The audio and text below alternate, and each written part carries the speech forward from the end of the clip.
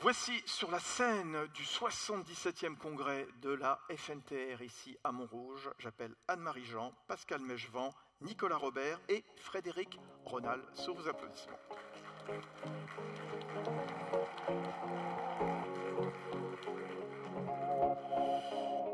Venez vous installer, vous placez comme vous voulez, j'ai pas de préférence, vous prenez un micro qui se trouve devant vous, installez-vous Anne-Marie. Voilà, Pascal, venez à côté d'Anne-Marie. Nicolas à côté, et puis Frédéric tout au bout. Je vais vous les présenter. Donc à mes côtés, il y a Anne-Marie Jean, qui est la vice-présidente de l'Eurométropole de Strasbourg, présidente du port de Strasbourg. À ses côtés, Pascal Mechevant, co-dirigeant de Mechevant Frères. C'est une entreprise familiale, on parlait tout à l'heure, c'était le ministre qui soulignait la force des entreprises familiales de votre secteur, entreprise de marchandises, de prestations logistiques, créée il y a plus de 30 ans, en 1991, en Haute-Savoie, on n'est pas très loin d'Annecy. Nicolas Robert, directeur général de GLS France, dont le siège est à Toulouse.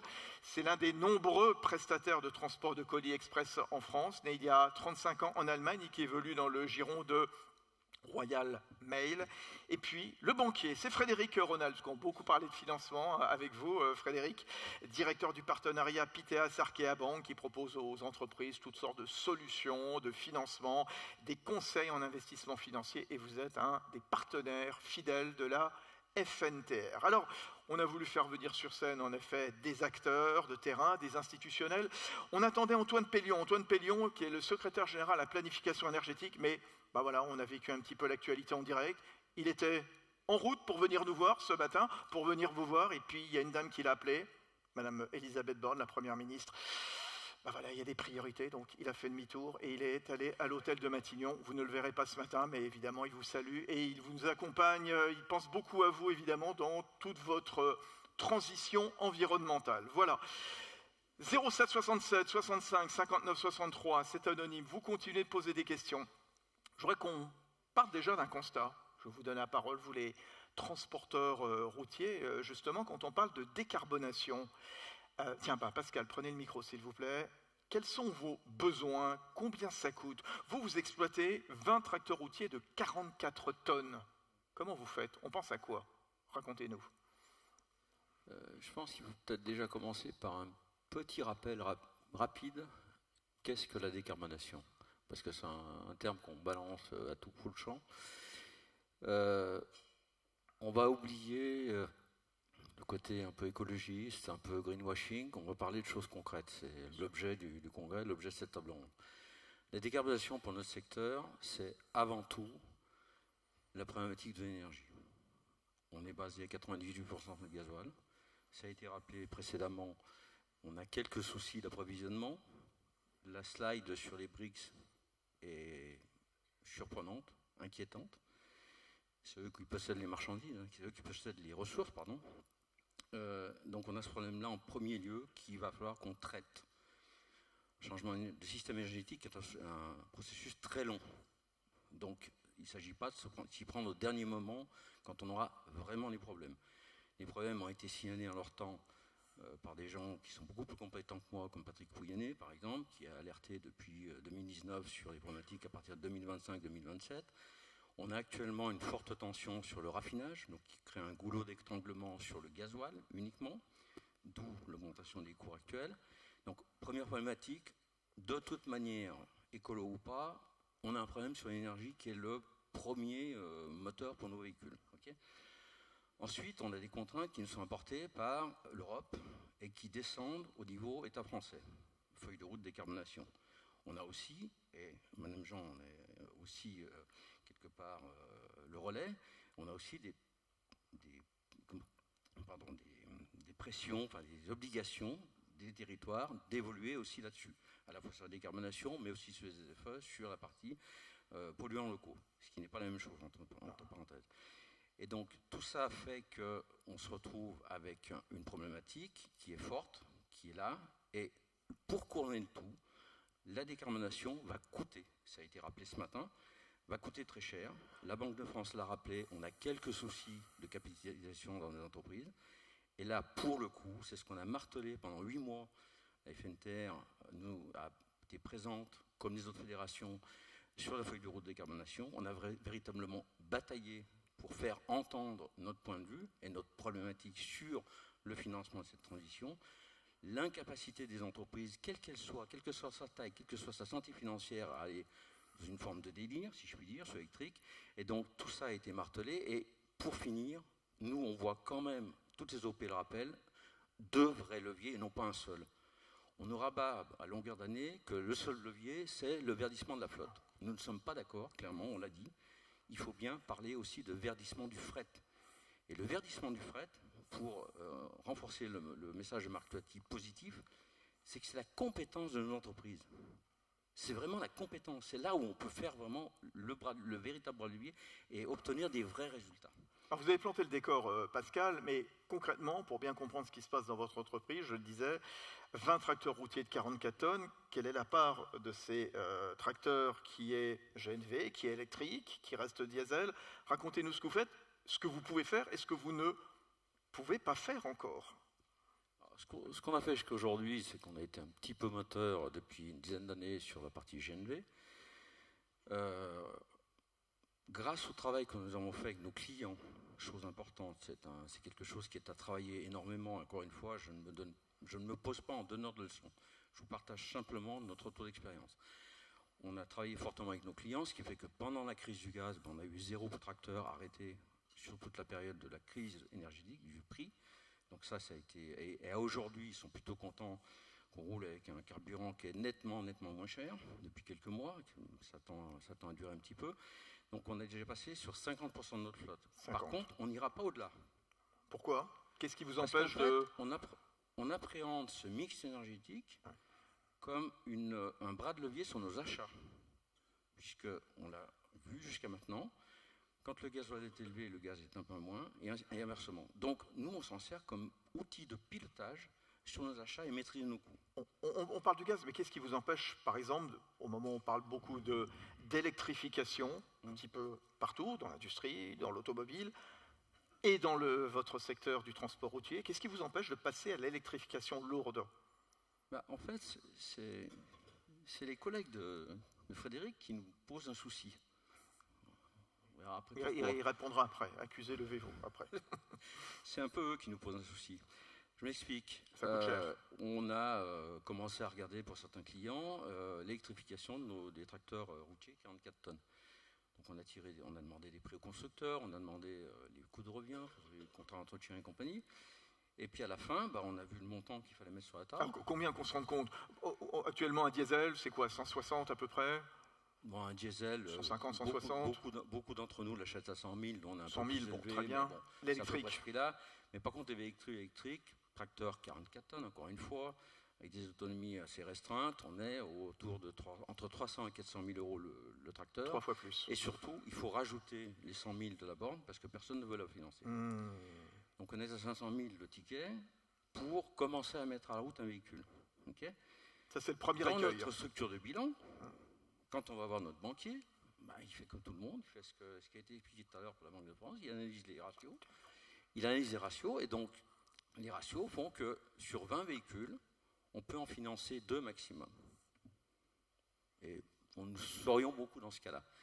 Donc ça, c'est vraiment le frein, c'est ce que j'ai martelé pendant 8 mois, c'est vraiment le frein principal à la transition. Donc le risque à vouloir s'entêter, comme on a entendu précédemment, à vouloir absolument vendre de l'électrique, c'est qu'on n'y aille pas, parce qu'on ne peut pas. Non pas qu'on ne veut pas, mais on ne peut pas. Et que c'est ce que j'ai martelé aussi pendant 8 mois. Le risque, c'est Cuba. Ah bon? C'est quoi le scénario Cuba? Le risque Cuba, c'est assez simple, c'est qu'on garde nos matériels jusqu'au bout, vraiment jusqu'au bout, et on n'investit pas dans une nouvelle technologie. Donc sur les enjeux environnementaux, on est tout à côté de la plaque, mais de toute manière, nous n'en avons pas la possibilité. J'ai encore une petite question quand même, Pascal. Vous avez mis en avant la question du prix, qu'on a parfaitement comprise. Est-ce qu'il n'y aura pas aussi ensuite un problème d'accès à l'électricité, de fait que chacun puisse en disposer? Et puis la question se posera, et on entendait tout à l'heure le président Pic, bien entendu, la question des temps de recharge, bien entendu. Tout ça, c'est un nouveau métier qui se profile pour vous. C'est non seulement un nouveau métier, mais c'est surtout une nouvelle problématique. Pour brancher nos véhicules, Alors, je suis obligé de rentrer un peu dans la technique, mais schématiquement, le moindre rechargeable de 150 kW, ce qui est à peu près ce qu'il nous faut pour recharger un véhicule dans un temps décent, en charge lente, avec le réseau basse tension, 600 divisé par 150, 4 véhicules.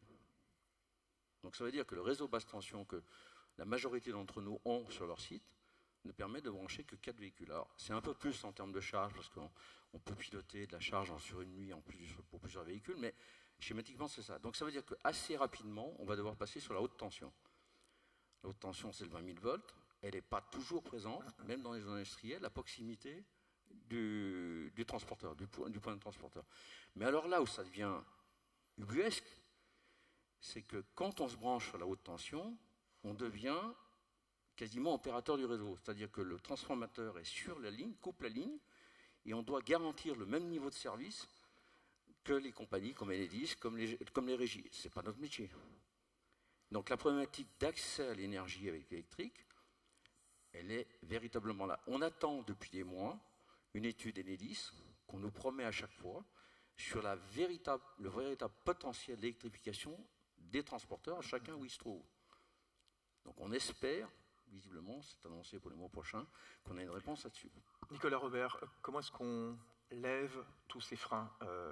Il a planté le décor, je suppose que voilà, vous êtes totalement en phase avec Pascal sur à la fois le prix, le financement, bien sûr, puis l'accès, évidemment, à l'électricité. C'est vrai qu'on parle de transition, mais je pense que c'est vraiment une transformation en fait qu'on est en train d'opérer. Parce que transition, c'est un mot, je trouve, très soft, pour dire quelque chose en fait qui est beaucoup plus brutal que ça, qui arrive assez vite. Et alors moi j'en parle avec beaucoup d'humilité parce que finalement on n'a pas de moyens propres chez GLS. Hein. Le secteur du colis, un transport de colis, finalement on fait appel à des transporteurs, que vous êtes, pour faire nos line haul. On a 600 line haul toute la nuit. Et puis on a 3000 véhicules qui livrent des colis tous les jours. Ce sont des partenaires. Nos partenaires qui travaillent de merde avec nous. Donc évidemment il faut qu'on les accompagne là-dedans et qu'on rende possible cette transition. Donc ce qu'on a fait, c'est ce que vous faites également. On met en place par exemple des bornes électriques. Nous on a une centaine d'agences en France. On a équipé nos agences de 60 bornes. C'est d'une complexité, d'une technicité qui nécessite des compétences encore assez rares. Donc le premier mouvement qu'on a fait, nous, c'est s'entourer d'experts sur ce sujet-là, parce que je peux vous dire qu'il faut quelqu'un qui incarne dans l'entreprise ce sujet, en interne déjà pour expliquer cette transition, cette transformation, et également vis-à-vis d'une expertise technique qui est vraiment complexe. Et ça prend du temps, beaucoup d'argent. Moi, j'ai l'occasion d'avoir un comité green tous les mois. Et la personne qui incarne ça s'appelle Cyril. Cyril, il me propose tous les mois de dépenser des centaines de milliers d'euros. Il est sympathique, Cyril, mais il me coûte très cher. Effectivement, cette transition, cette vraie transformation, ça va coûter des millions aux entreprises. Hein, il faut se le dire, clairement. On essaie de rebasculer ça auprès de nos clients, qui eux-mêmes le rebasculent au niveau du client final. Mais derrière, pourquoi je parle également de transformation, c'est qu'on sait que le client, à un moment donné, surtout dans une période de forte inflation, il y a des arbitrages au niveau de la demande. Ils vont jouer sur les prix. On essaie d'avoir une extension de notre chaîne de valeur, d'apporter derrière nous de la plus-value sur de l'innovation marketing, notamment sur la partie du dernier kilomètre où on fait même maintenant de la publicité digitale lorsque vous recevez un colis. Ça sera une manière pour nous de faire payer indirectement ce surcoût qu'on va avoir avec la transition écologique. Pascal. Si je peux juste compléter, attention de ne pas connaître la même erreur que les constructeurs. Les constructeurs ont analysé l'électrique comme un ISO TCO. Ok. D'abord, c'est pas vrai. Ça a été rappelé à l'instant avec l'absence de taxation sur l'énergie électrique. Donc, de toute manière, ça ne pourra pas être ISO. Mais surtout, j'insiste vraiment, c'est qu'avant d'accéder à cette technologie, il faut que Frédéric nous fasse confiance. Ouais. Et les moyens, surtout, de nous faire confiance, puisqu'il y a des règles. Et là-dessus, je pense qu'il faut clairement les évoquer sur ces freins qui sont une réalité quotidienne des entreprises pour accéder au financement dont on aura besoin pour cette transition. On a eu l'occasion, avec les travaux de la feuille de route, de chiffrer le surcoût d'investissement. Je n'ai pas dit le coût d'investissement. Le surcoût d'investissement à horizon 2040 en fonction des projections qu'on nous a présentées. 52,6 milliards d'euros supplémentaires. Donc, qui va les sortir? On l'a vu à l'instant, c'est certainement pas l'État. On a à peu près compris ça. Donc, comment est-ce qu'on fait? Comment est-ce qu'on innove, justement, pour arriver à obtenir ces financements? Parce que, de toute manière, tôt ou tard, je suis le premier à le dire, pardon, C'est que tôt ou tard, on devra rouler électrique. Même si c'est une connerie sans nom, on devra rouler électrique. Alors Frédéric Ronal, Arkea justement, quel nouveau mode de financement, quel nouveau type de financement pour éviter l'endettement, pour éviter une situation financière difficile dans les entreprises, pour faire en sorte que Pascal puisse acheter un camion électrique qui va lui revenir 3 fois plus cher justement, et pour éviter le scénario quelque part à la cubaine d'être obligé de garder des diesels jusqu'à ad vitam aeternam. Qu'est-ce que vous nous dites ce matin? Je vous dis que merci Pascal d'avoir mis cette pression particulière sur mes épaules. Alors, ce que je vais... D'abord, j'ai pas évidemment, vous doutez bien que je n'ai pas la réponse à ça, parce que si j'avais la réponse à ça, je ne serais pas avec vous ici, je serais peut-être ailleurs. Les banques, ce qu'il faut comprendre, c'est que les banques sont prises dans des injonctions contradictoires, en fait. C'est une espèce de schizophrénie tout à fait particulière. La première, c'est que les transporteurs ont à décarboner leur activité. Tous les secteurs ont à décarboner leur activité, les industriels, les transporteurs, tout le monde. L'agriculture. Donc le transporteur, eh bien, on a tous les sujets qu'on évoque sur la transition énergétique, sur la transition des bâtiments logistiques, etc., etc. Mais les banquiers ont la même chose à faire. Les banquiers ont la même chose à faire. On dit aux banquiers, qui est un secteur industriel comme les autres, on dit aux banquiers, messieurs, vous devez décarboner votre activité. Alors nous, on a une activité de service pure et dure. Nous décarboner, ça va être compliqué. Moi, j'ai un stylo, un ordinateur. Donc, à part changer mon ordinateur. Donc, que font les banquiers? Les banquiers disent, on va faire finalement du scope 3 généralisé. On va décarboner nos activités en prêtant mieux ou en plaçant mieux nos excédents ou la trésorerie de nos clients. Donc, on va aller chercher des financements vertueux. Parce que l'on va financer la transition environnementale, alors on répondra à nos obligations de décarbonation. Le banquier ne se décarbone qu'au travers du tiers. Des autres. D'accord ? Et c'est pour ça que les banquiers aujourd'hui disent, attention, nous allons financer de plus en plus des activités décarbonées, donc c'est fini.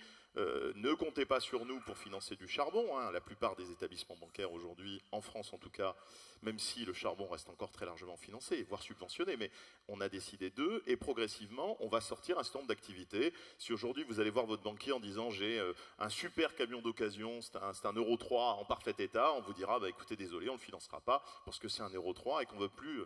Donc, on a cette nécessité d'accompagner des projets de décarbonation et donc de financer du gaz, de l'électrique, de l'hydrogène, etc.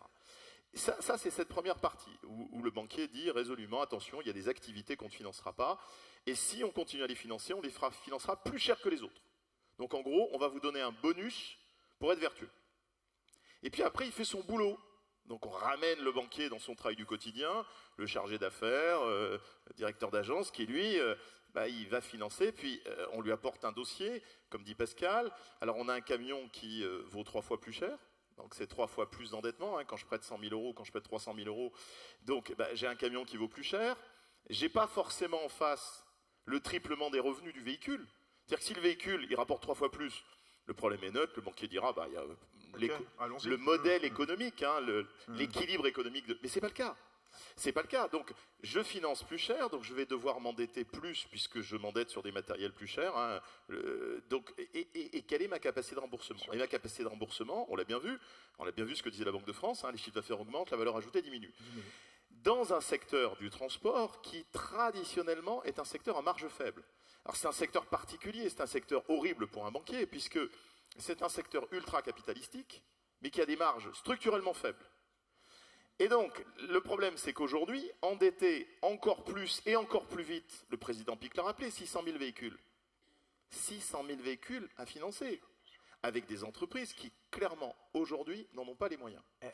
Et donc, vous avez deux possibilités pour faire ça.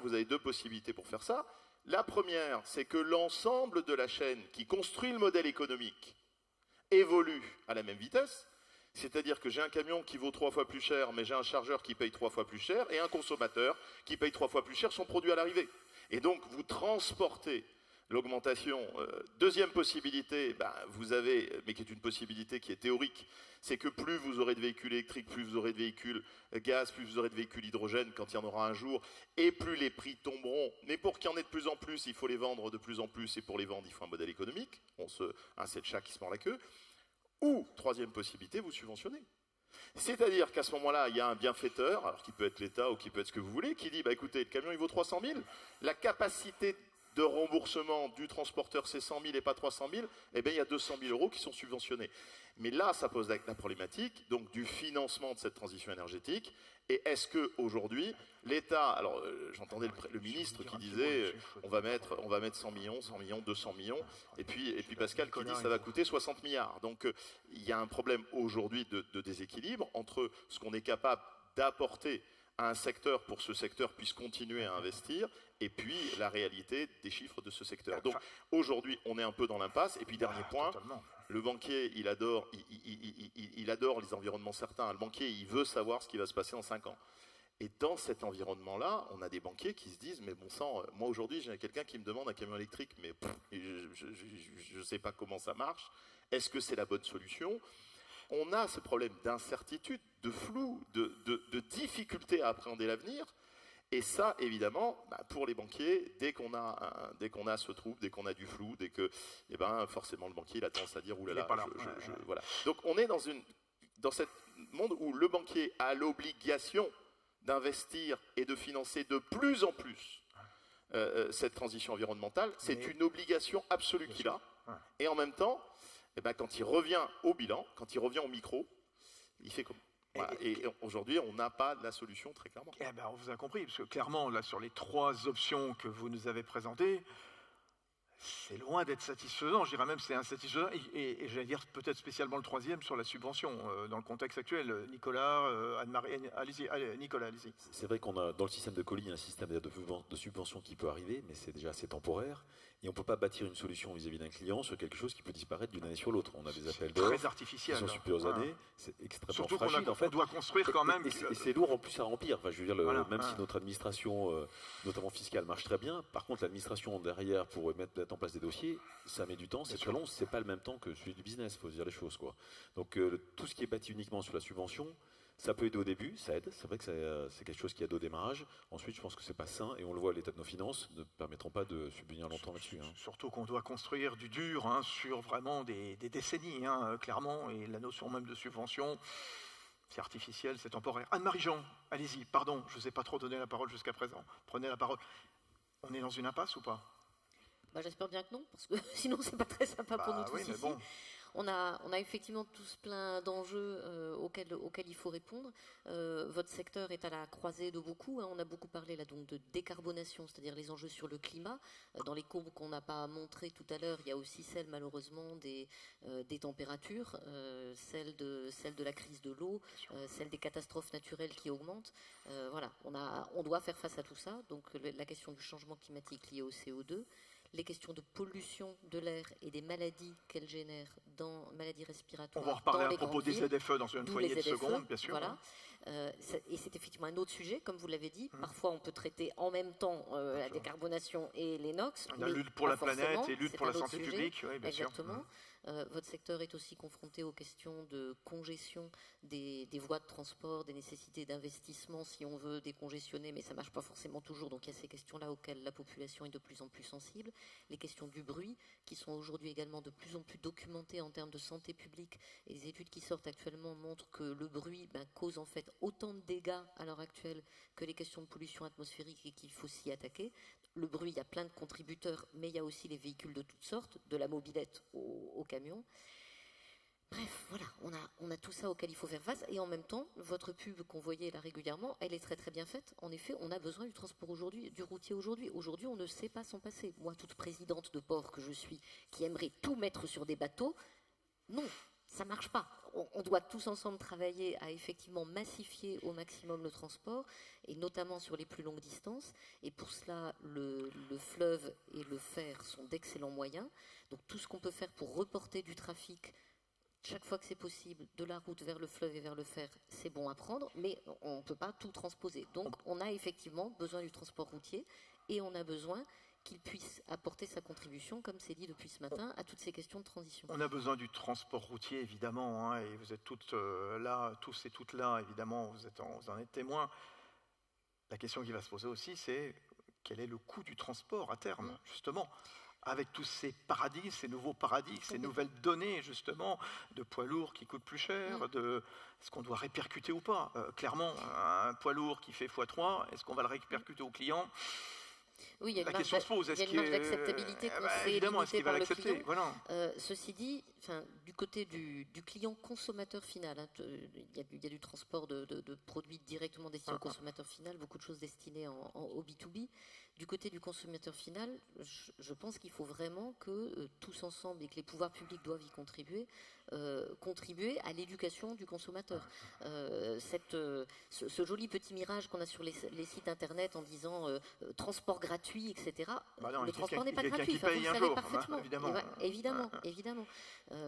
On peut dire, que parler de décroissance, c'est pas bien. En même temps, si on dit qu'on veut pas éternellement consommer plus que ce que la planète nous offre, je sais pas comment on peut faire autrement. Est-ce que nos gamines ont toutes besoin de s'acheter tous les 3 jours une fringue à 5 € chez un grand offreur chinois? Elles le font de moins en moins. Elles le font de moins en moins. Voilà. Il y a aussi cette prise de conscience écologique. Ouais. On a encore du travail à faire pour que ça soit compris par tous et qu'en effet la réalité du coût du transport soit prise en compte. Je vous parlerai après subvention aussi pour revenir sur ce. Oui, juste avant qu'on reparle des ZFE, Pascal Mégevant, tout à l'heure vous disiez, je ne sais plus quel était le terme, c'était une connerie, une aberration ou pas. L'électrification du transport, hein. Je ne sais plus quel terme vous avez utilisé, mais ce n'était pas très sympathique. Hein. Je le répète pas, je me fais engueuler. Bon, d'accord. Bon, clairement, oui, on est obligé vraiment, quand on va vers zéro émission, on est obligé vraiment de miser sur l'électrique batterie. Il n'y a pas d'autres alternatives? Ou est-ce qu'on en est de l'hydrogène? Ou est-ce qu'on en est des carburants liquides agricoles? Ou est-ce qu'on en est du SAF qu'on a pour l'aérien? Est-ce qu'on peut le transposer aussi sur le transport routier? Il y a des alternatives ou pas qui coûtent moins cher? En fait, tout dépend du thermomètre. Le thermomètre choisi par la Commission européenne pour appliquer aux constructeurs, c'est la mesure, ce qu'on appelle du réservoir à la roue, donc les émissions sur le véhicule. Il est sorti en mars 2023 une norme ISO qui standardise les mesures d'émissions de CO2 pour nos activités. Donc, avec une norme, encore une fois, ISO, qu'on peut tout un chacun peut appliquer. Donc, on peut se dire que déjà, on a un problème de fond, c'est sur le thermomètre. Ça, c'est déjà le problème numéro 1, et on le rappelle à chaque fois, à chaque réunion, qu'il y a un problème. Donc, schématiquement, aujourd'hui, les constructeurs ont un problème qui est la mesure du réservoir à la roue, et nous, je le dis sans tromper, que nos clients, quand ils vont faire le rapport bénéfice-coût, ils vont plutôt appliquer la norme ISO. La norme ISO, encore une fois, elle est du puits à la roue. Donc, tous les biocarburants sont reconnus. Le bénéfice des biocarburants est reconnu. Qu'est-ce qu'on va gérer, nous, demain? On va gérer la norme ISO ou on va gérer la problématique des constructeurs? Je pense qu'on va gérer la norme ISO. Donc, pour finir répondre à votre question, il y a d'autres manières de décarboner. Le verdissement de la flotte en fait partie, avec un panel de technologies. C'est pour ça que le mix énergétique est central dans cette histoire. On sait très bien que le biométhane ne fera pas tout. On le sait, c'est pas la peine de croire au Père Noël. On sait encore plus que les chiffres ont été partagés lors des séances de groupe de travail de la feuille de décarbonation, que grosso modo, les biocarburants liquides, chiffres FIP, c'est pas les miens, on est à environ une centaine de milliers de véhicules maximum. Il y en a 520 000 à faire tourner. Okay? Donc on voit bien que la solution de remplacement unique au gasoil n'existe pas. Sur l'électrique, j'en ai déjà parlé, on a le problème de l'accès à l'énergie. On a le problème qu'on vient d'évoquer avec Frédéric du financement. Où schématiquement, allez, je ne vais pas me tromper, mais dans chaque entreprise, on doit pouvoir prendre entre 20 et 30% de véhicules électriques chers. Parce qu'on y arrivera graduellement, c'est ce qu'on a fait avec le gaz, on est parti d'un prix différenciant avec le gasoil, et petit à petit, on a constitué nos fonds propres, et maintenant on achète des véhicules gaz à 160 000 balles. Okay, donc on y arrive, petit à petit on y arrive. Donc quoi, il y a Frédéric, Nicolas, Anne-Marie, il y a une alternative au 100% électrique dans vos scénarios, bien sûr quand on est banquier, on y pense? Le 100% électrique, il a été décrété. Le 100% électrique, il a été décrété, ce sont les technocrates européens qui l'ont décrété, et c'est absolument pas l'usage ou l'usager qui l'a décrété. On n'a pas encore compris que on n'a pas encore compris qu'on était en train de changer de monde. En fait, le monde a fonctionné avec une mono-énergie, qui était le pétrole. Ça fait 2 siècles qu'on fonctionne avec une mono-énergie. Et certains n'ont pas compris que ce monde de la mono-énergie était terminé. Terminé. On cherche une mono-énergie de remplacement. Et donc, eh bien, le pétrole disparaît, on met l'électricité comme la mono-énergie de remplacement. Pour moi, c'est une erreur fondamentale, qui est de dire il n'y aura plus, le monde de la mono-énergie est terminé. On parle de mix énergétique, et c'est une vision très douce, de dire c'est la fin de l'énergie unique. Et donc, remplacer une énergie unique par une autre énergie unique est une aberration. Ça, c'est le premier point. Le deuxième point, c'est que on fait l'inverse de ce qui intuitivement on devrait faire. C'est-à-dire que on pense qu'en légiférant, qu'en mettant des dates extrêmement précises, 2030, 2050, on allait engager la transition énergétique. Et ça, encore une fois, c'est une aberration. Ce n'est pas parce qu'on va dire aux transporteurs qu'en 2030, il n'y aura plus de véhicules thermiques qu'ils vont accélérer la transition énergétique, comme s'il suffisait de mettre un énorme bâton au-dessus de leur tête. Le problème, et on le voit bien, le problème n'est pas là. Le transporteur, lui, s'il pouvait changer toute sa flotte et passer à quelque chose de beaucoup plus vertueux environnementalement, il le ferait. On voit bien qu'il n'en a pas les moyens. Il en a envie, mais il ne sait pas comment faire. Voilà. Il faut laisser du temps au temps et laisser du temps au modèle économique de s'installer. On va changer, mais il faut du temps, ça ne se décidera pas, ça ne se décrète pas. Il faut laisser du temps aux technologies pour évoluer. La technologie, elle va évoluer et elle va faire que probablement ces technologies seront plus abordables, elles seront moins chères, elles vont devenir plus grand public, parce que l'hydrogène aujourd'hui dans le transport, ça réserve, ça se limite à quelques illuminés qui ont décidé d'avoir un camion hydrogène à 500 000 € qui roulera et qui se rechargera nulle part, puisque de toute façon des bornes d'hydrogène, il n'en existe pas. Donc il faut laisser la technologie évoluer, et encore une fois, cette révolution, elle ne pourra pas être cadencée à la vitesse ou à la cadence. Ce n'est pas possible. Le président le disait, transformer 600 000 véhicules dans 17 ans, c'est juste une utopie. Et ça, il faut bien avoir conscience. Et le calendrier du business n'est pas celui du politique, bien entendu. Un mot avant qu'on parle des ZFE. Très intéressant ce qu'on va dire aussi. Anne-Marie-Jean. Je partage ce que vous dites sur le fait que, de même qu'il faut de la multimodalité sur les transports, il faut de la multi-énergie et qu'il n'y aura pas une solution unique. En revanche, je ne suis pas d'accord sur le fait que des décisions publiques de donner des cadences ne jouent pas un rôle. Moi, je pense au contraire que ça peut avoir un rôle puissant. On l'a vu sur les véhicules électriques légers, il ne se passait rien pendant des années.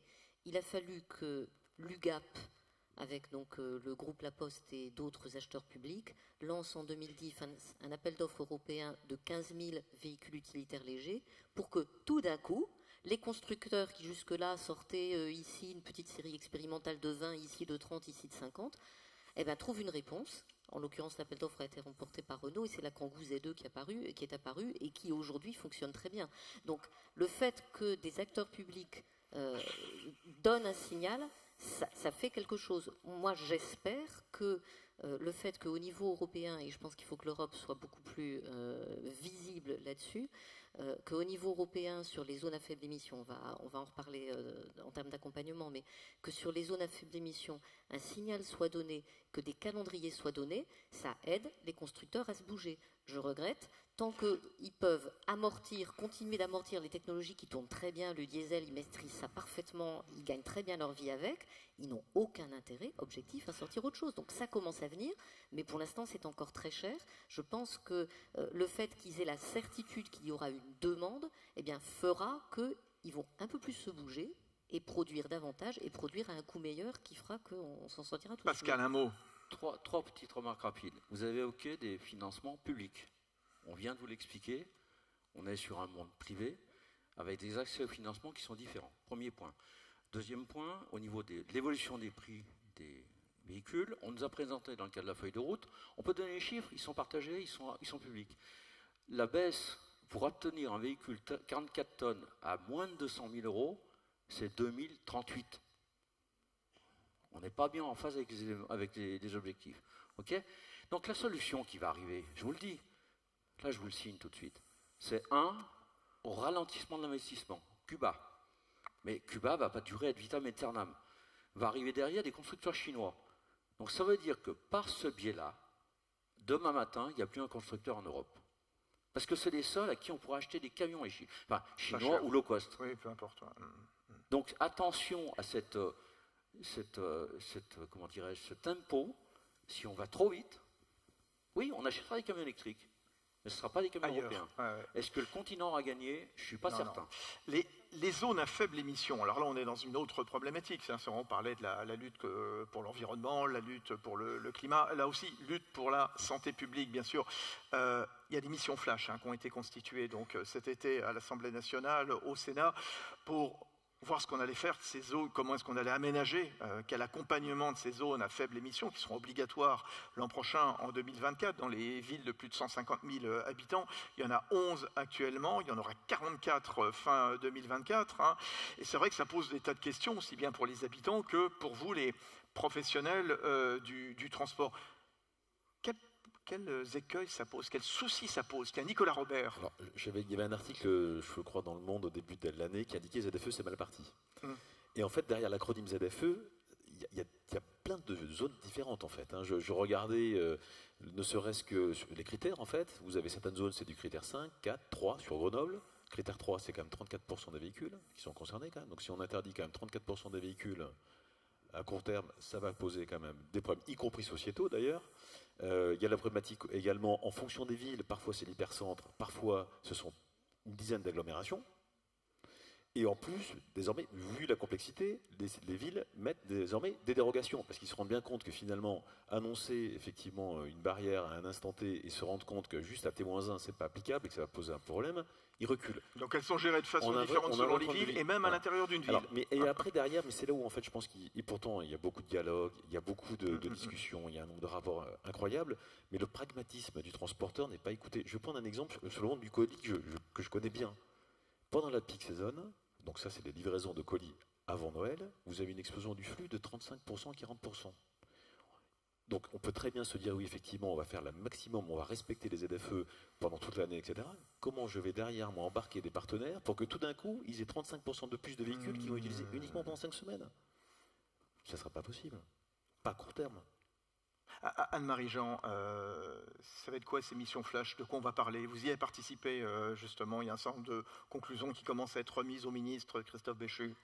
Alors effectivement, comme l'a dit tout à l'heure Clément Beaune, j'ai co-présidé des travaux d'un comité de concertation tout le premier semestre de cette année avec France Urbaine, donc les élus des grandes agglomérations concernées par les ZFE, et avec les différentes parties prenantes représentant tant les particuliers, le Secours catholique notamment a été présent, mais énormément d'associations plutôt sous un angle d'aide aux personnes les plus en difficulté financièrement, et puis également les professionnels. C'est l'Union TLF qui a assuré un rôle particulier de coordination, mais l'ensemble des fédérations professionnelles de tous ordres, la vôtre, mais aussi les différents corps d'artisans, enfin bref, les commerçants, les grossistes, tout le monde a pu s'exprimer pendant ces 6 mois de travaux, dont notre rapport, qui est tout à fait public, a été remis le 10 juillet. Donc il est en ligne sur le site de France Urbaine, également celui du ministère. Christophe Béchu nous a dit à ce moment-là qu'il attendait d'avoir reçu tous les rapports, puisqu'il y avait encore des rapports parlementaires en cours, pour, à la rentrée, annoncer ses décisions. Nous sommes à la rentrée, il n'a pas encore annoncé ses décisions, mais cet après-midi démarrent les Journées nationales France Urbaine à Angers. Sa présence y est annoncée. Peut-être va-t-il nous faire des réponses à ce moment-là. Alors, qu'est-ce qu'il y a dans nos propositions? Je ne développe pas, mais elles sont quand même importantes, les propositions pour accompagner les particuliers, parce que beaucoup de questions se posent sur l'accompagnement des particuliers. Il y avait des questions et des propositions spécifiquement sur l'univers des professionnels, et notamment les transporteurs. Donc, cette question d'abord des dérogations. Les dérogations, ce n'est pas pour reculer. Les dérogations, c'est pour dire on se donne un cap. Il y a un calendrier qui est clair, tout le monde sait vers quoi on va, donc tout le monde peut s'y préparer, tout le monde peut s'organiser, tout le monde peut préparer son renouvellement de flotte, savoir ce vers quoi on va, mais aujourd'hui, il y a des solutions techniques qui n'existent pas ou qui ne sont pas du tout abordables. Donc tant que ces solutions n'existent pas ou n'existent que sur des protos qui coûtent très cher, on ne peut effectivement pas exiger de chacun qui s'y mette, et donc il y a des dérogations pour laisser le temps que des solutions nouvelles apparaissent. Voilà, c'est tout simplement le principe. Les dérogations, la loi ne permet pas de les mettre pour plus de 3 ans, mais finalement, c'est pas plus mal, parce qu'au bout de 3 ans, ça permet de se dire, bon, où est-ce qu'on en est? Est-ce que la situation dans laquelle on était au départ est toujours la même? Il n'y a pas d'alternative, donc il faut remettre une dérogue, ou est-ce qu'il y a des alternatives, et donc on modifie la dérogation? Et donc, une des propositions, c'est d'harmoniser effectivement ces dérogations pour faire en sorte que dans toutes les villes où on fait ce même constat, qu'on ne peut pas exiger instantanément des transporteurs qu'ils soient ZFE compatibles, qu'on se dise par contre qu'on se met en trajectoire pour y aller et que tant que c'est effectivement pas possible, on déroge avec tous exactement les mêmes libellés parce que le diable se niche dans les détails et que si en effet on dit pas tous les mêmes choses de la même façon, ça complique la vie aux acteurs. Oui, juste, on l'a vu, on l'entend depuis ce matin, les acteurs du transport routier, ils sont prêts à relever les défis. On a parlé tout à l'heure, évidemment, de tout ce qui est électrification, enfin, en tout cas, décarbonation. On parle des ZFE. Pourquoi il y a toujours ce besoin en France qu'on en fasse toujours plus que les autres, de vouloir être les premiers de la classe, au risque, quelque part, peut-être d'handicaper peut-être le secteur économique, au lieu d'y aller tranquillement, de réfléchir. Anne-Marie Jean, oui, est-ce qu'on ne veut pas toujours aller mettre la charrue avant les bœufs? Je ne suis pas sûre qu'on mette la charrue avant les bœufs et qu'on cherche à être les premiers de la classe. Des ZFE, il y a 300 villes en Europe. Hein. Il y en a qui ont démarré bien avant nous. En Suède, je crois que ça fait 10 ans. Anvers, ça fait plusieurs années. Enfin, on n'est pas du tout seul dans l'affaire. Donc les grandes villes européennes y vont.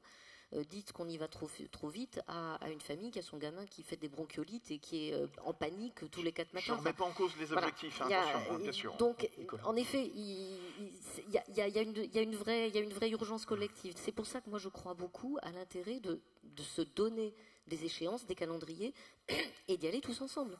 Et que de ce fait, il n'y ait en effet pas de distorsion de concurrence. Je suis en effet très sensible à ce sujet-là.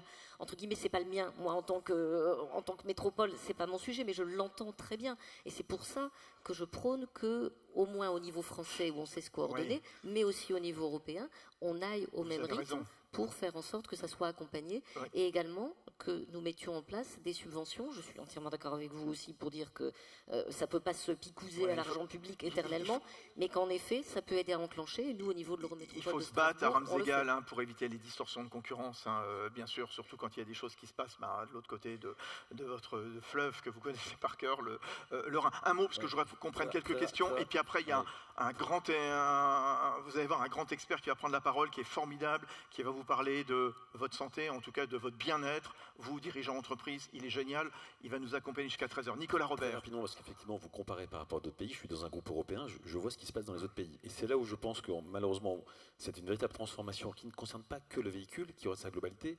Combien de temps en France, madame, faut-il pour avoir des autorisations, pour avoir un entrepôt cyclo-logistique en ville? Ça met des mois. Vous allez en Allemagne, le sujet est réglé en 4 mois. Et c'est là où, en fait, derrière nous, on a un État qui est formidable, on a des administrations qui sont formidables, mais qui sont extrêmement complexes. Tout le monde n'a pas pris en compte encore cette transformation écologique. Et du coup, on regarde uniquement par le petit bout de la lorgnette qu'est le véhicule, mais derrière, c'est toute la chaîne logistique à en prendre en compte. On peut mettre en place de la cyclo-logistique, mais derrière, c'est pas uniquement le véhicule. Derrière, vous avez tout le transfert de charges qui doit s'opérer. Et ça, on n'a pas de vision. Alors, les questions, je vais en prendre quelques-unes, parce que ça, on pourrait encore aller jusqu'à au-delà de 13h. Est-ce que la transition énergétique a un impact sur vos projets de recrutement en matière de compétences, de volume, de stratégie? Pascal? Ça fait tellement longtemps qu'on est dedans qu'on n'y fait même plus attention. C'est devenu un. Tout à l'heure, le président Pic parlait de problèmes de recrutement. Voilà, on manque de bras. Donc, est-ce que tout ça aggrave quelque part, ou au contraire, ça accélère, ça facilite? On veut surtout pas passer pour les extraterrestres, mais on n'a pas véritablement de problème de recrutement. Je pense que ça dépasse, pour quand même vous répondre, je pense que ça dépasse la problématique de l'attrait du greenwashing énergétique. Le recrutement, c'est un travail quotidien, et tous les chefs d'entreprise le savent, de lien, ça a été rappelé tout à l'heure, c'est entre humains, ça reste des humains. Donc oui, je dirais que la transition nous apporte d'autres publics, surtout quand on est en phénomène de reconversion, ça c'est vrai. Par contre, ça aussi induit des contraintes sur les conducteurs qui ont ces véhicules que n'ont pas les autres qui tournent au gasoil. Donc ça, il faut quand même le faire attention. on a une problématique à ce niveau-là. Mais sur dire que ça fait recruter plus facilement, non. Je pense que c'est plus le positionnement de l'entreprise globale. Autre question. Renault Trucks modifie des camions jeunes occasions Euro 6 en Euro 3 dans son usine en France pour les marchés du Moyen-Orient. Oui, Nicolas? Oui, enfin, donc c'est vrai que la problématique de la transition énergétique, c'est mondial, hein, ça ne s'arrête pas aux frontières. On peut même s'interroger d'ailleurs sur l'allocation de ressources pour baisser finalement les tonnes de CO2. Il ne faudrait pas investir 1 euro finalement en Inde, en Chine, plutôt qu'en France. On peut se poser la question. Malheureusement, on a des politiques nationales et on regarde uniquement au niveau national, alors que c'est une problématique mondiale. Et je ne sais pas si vous avez eu l'occasion de faire la fresque du climat. Il y a beaucoup désormais d'acteurs qui le font. On a eu l'occasion de le faire. Et vous voyez bien que la problématique, elle n'est pas du tout locale, régionale. C'est une problématique mondiale. Donc oui, c'est pas étonnant si effectivement ces pays-là ne se mettent pas dans la transition énergétique. Il y aura ça, ouais. Bon, on se posait la question, transition énergétique, serons-nous prêts? Allez, un mot chacun, très rapidement. Frédéric, Arkea. De toute façon, on n'aura pas le choix, il faudra bien qu'on soit prêt. La question, c'est quand? Quand? Nicolas? Oui, on sera prêt, mais je pense que le monde du transport va changer. C'est-à-dire que ce ne sera plus tout à fait les mêmes acteurs. Certains vont arriver, c'est une vraie mutation, c'est une vraie révolution. Certains vont s'adapter, d'autres non. Pascal Méjean? On peut l'être à partir du moment où on prend le bon bras de levier. Le bras de levier, c'est le verdissement du fret. C'est à travailler avec vous, clairement. C'est ce que Nicolas vient de dire. C'est rapprocher les centres de distribution du centre-ville. C'est faire moins de kilomètres. C'est travailler avec nos chargeurs. C'est ce que je rappelais tout à l'heure, monsieur le ministre. C'est de dire qu'il y a une urgence à ce qu'on se mette tous autour de la table, chargeurs et transporteurs, pour bien comprendre quels sont les objectifs partagés. Donc si on parle verdissement du fret, oui. Si on parle verdissement de la flotte, je crains Cuba sur l'hypothèse. Ah bah décidément, on aura beaucoup parlé de Cuba ce matin. Le mot de la fin, vous, Anne-Marie Jean. Est-ce qu'on sera prêt? Quand il y a une volonté, il y a un chemin. Donc je pense qu'on il y a une volonté, on l'a vu, on l'a à entendu. travailler tous ensemble et à prendre les choses de façon systémique. Parce qu'en effet, il y a la question des véhicules, mais il y a les questions d'avitaillement. Il existe des bandes de charge hydrogène. À Strasbourg, on est en train d'en faire une. Et il faut s'occuper également de la question globalement sur toute la chaîne logistique, y compris au niveau du foncier logistique. Et ça commence à être pris de plus en plus en compte par les collectivités. C'est vrai que ça a mis du temps, mais aujourd'hui, les collectivités ont compris qu'il fallait qu'elles s'emparent de ce sujet. Pas seulement s'occuper des transports de personnes, mais aussi des transports de marchandises, organisés dans les PLUI, organisés dans la concertation intercollectivité de sujet. Donc oui, on avance et j'y crois. Très bien, elle y croit, on applaudit très fort. Anne-Marie Jean, s'il vous plaît, Pascal Méjean, Nicolas Robert et Frédéric Ronal. Merci à tous les quatre.